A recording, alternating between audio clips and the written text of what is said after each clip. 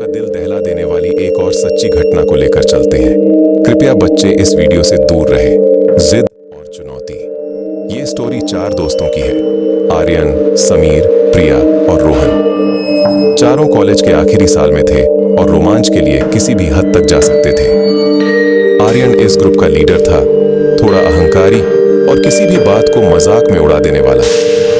समीर तर्क पर विश्वास करता था, भूत प्रेत की बातें उसे महज वहम लगती थीं। प्रिया को ऐसी कहानियों में दिलचस्पी तो थी, पर वह अंदर से बहुत डरती थी।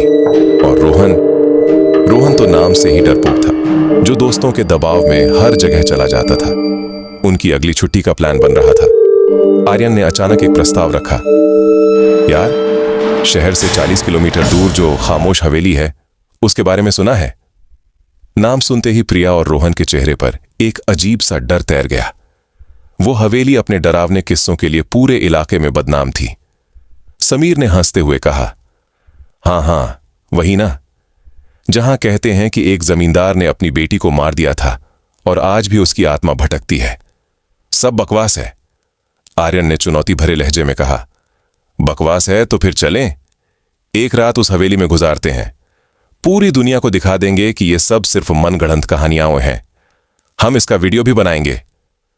प्रिया ने कांपती आवाज में कहा, नहीं आर्यन, प्लीज, मैंने सुना है कि सूरज ढलने के बाद उस हवेली की तरफ कोई देखता भी नहीं। गांव वाले कहते हैं कि वहां से औरतों के रोने और पायल की छनक सुनाई देती है। रोहन ने लगभग गिड़गिड़ाते हुए कहा, हां यार, कोई और जगह चलते हैं, वहां खतरा हो सकता है। आर्यन जोर से हंसा, डरपोक कहीं के, खतरा? अरे कुछ नहीं होगा, समीर है ना हमारे साथ, अपने लॉजिक से सारे भूतों को भगा देगा। उसने समीर की तरफ देखकर आंख मारी। समीर भी मुस्कुराया, चलो भी, मजा आएगा, देखते हैं क्या होता है। बहुत बहस के बाद प्रिया और रोहन को मानना ही पड़ा। शनिवार की रात उस हवेली में गुजारने का फैसला हुआ। उन्होंने टॉर्च, पावर बैंक, खाने पीने का सामान और एक कैमरा तैयार कर लिया। वे नहीं जानते थे कि यह जिद उनकी जिंदगी की सबसे बड़ी भूल साबित होने वाली थी। भाग 2। हवेली में पहला कदम। शनिवार शाम को वे अपनी कार से उस वीरान इलाके की तरफ निकल पड़े। जैसे जैसे वे हवेली के करीब पहुंच रहे थे, माहौल बदल रहा था। सड़कें संकरी और कच्ची हो गई थीं। आसपास सिर्फ सूखे खेत और कंटीली झाड़ियां थीं। गूगल मैप्स भी अब काम नहीं कर रहा था। एक छोटे से गांव के पास से गुजरते हुए उन्होंने चाय की दुकान पर एक बूढ़े चाचा से हवेली का रास्ता पूछा। चाचा ने उन्हें ऊपर से नीचे तक देखा और गंभीर आवाज में बोले, बच्चों, शाम ढल रही है, जहां जा रहे हो वो जगह ठीक नहीं है, लौट जाओ। रात के अंधेरे में वो दरवाजा खुलता है जो सुबह तक बंद नहीं होता। आर्यन ने हंसते हुए चाचा को नजरअंदाज किया और गाड़ी आगे बढ़ा दी। देखा कैसे डरा रहे थे ये। जल्द ही दूर एक पहाड़ी पर उन्हें वो पुरानी टूटी फूटी हवेली दिखाई दी। सूरज डूब रहा था और उसकी आखिरी किरणें हवेली पर पड़कर उसे और भी भयानक बना रही थीं। चारों ओर एक अजीब सा सन्नाटा पसरा हुआ था, जिसे हवा की सरसराहट और भी खौफनाक बना रही थी। हवेली का बड़ा सा लोहे का गेट झंग खाकर जाम हो चुका था। उन्होंने बगल की टूटी हुई दीवार से अंदर प्रवेश किया। अंदर का मंजर और भी डरावना था। घास घुटनों तक बढ़ चुकी थी, दीवारों पर काई जमी थी और चमगादड़ों ने डेरा डाल रखा था। हवेली के बीचों बीच एक बड़ा सा हॉल था, जिसकी छत कई जगहों से टूट चुकी थी और चांद की रोशनी छन छन कर अंदर आ रही थी। रोहन ने कहा, यार, यहां बहुत अजीब लग रहा है, वापस चलते हैं। अब तो खेल शुरू हुआ है मेरे दोस्त, आर्यन ने कैमरा ऑन करते हुए कहा। चलो इस हवेली को एक्सप्लोर करते हैं। वे हॉल से गुजरकर एक लंबे गलियारे में पहुंचे, जहां दोनों तरफ कई कमरे थे। हर कमरे का दरवाजा चरमरा रहा था। धूल और जालों की मोटी परतें बता रही थीं कि सालों से यहां कोई नहीं आया था। अचानक गलियारे के आखिरी कमरे का दरवाजा जोर से बंद हो गया। धड़ाम! सब अपनी जगह पर उछल पड़े।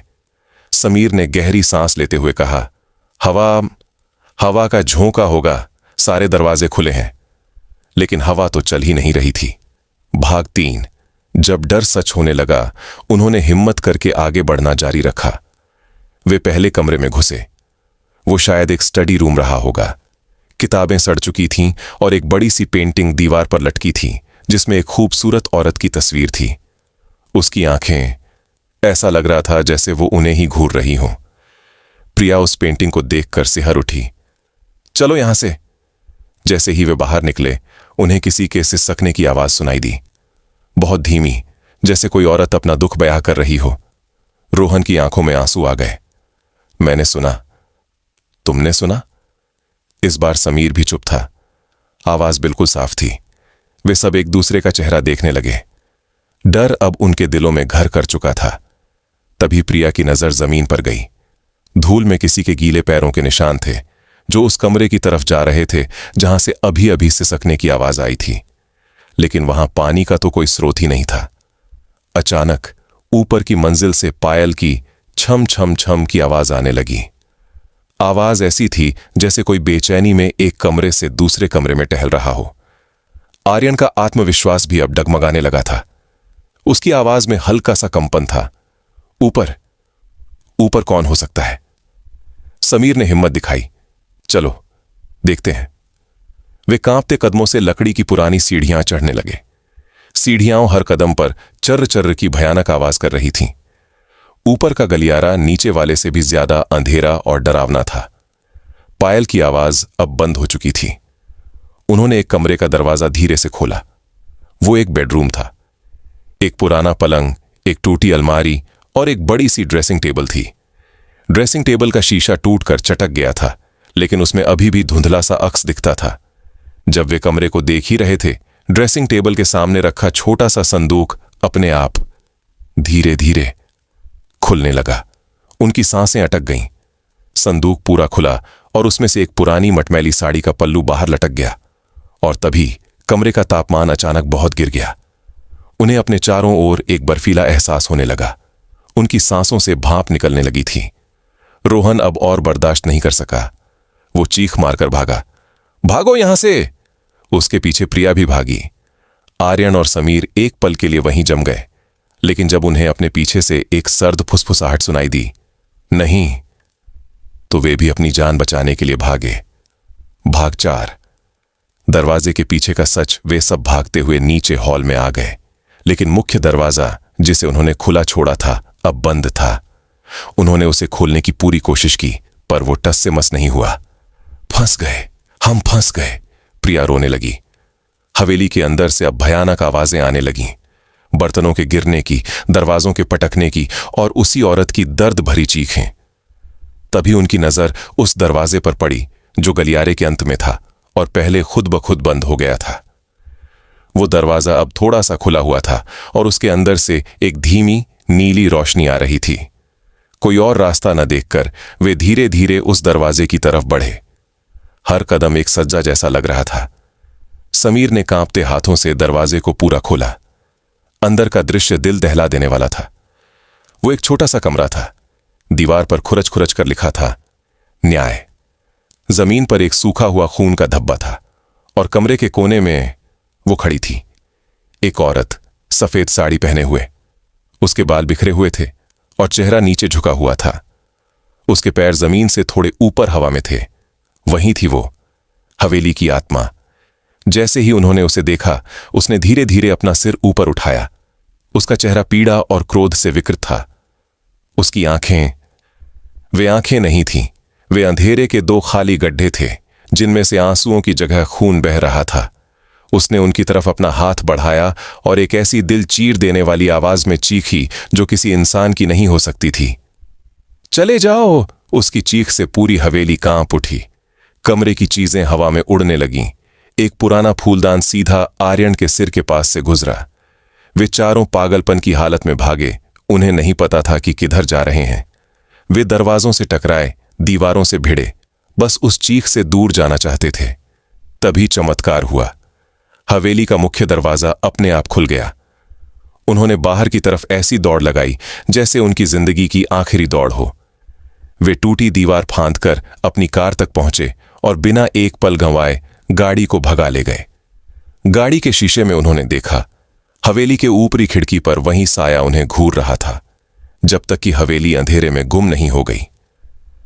उपसंहार उस रात के बाद उन चारों की जिंदगी बदल गई। आर्यन का घमंड टूट चुका था। वो हफ्तों तक सदमे में रहा। समीर ने तर्क और विज्ञान की किताबें अलमारी में बंद कर दीं। प्रिया और रोहन को महीनों तक नींद में पायल की आवाजें और वो भयानक चीख सुनाई देती रहीं। उन्होंने कभी किसी को विस्तार से नहीं बताया कि उस रात क्या हुआ था। वो वीडियो कभी किसी ने नहीं देखा, क्योंकि उस रात के खौफ में कैमरा वहीं हवेली में गिर गया था। वे समझ चुके थे कि कुछ दरवाजे ऐसे होते हैं जिन्हें बंद ही रहना चाहिए, और कुछ कहानियां सिर्फ कहानियां नहीं होती, वे उन चीखों की गूंज होती हैं जो न्याय के इंतजार में खामोश हो गईं। और खामोशी कभी कभी सबसे डरावनी आवाज होती है।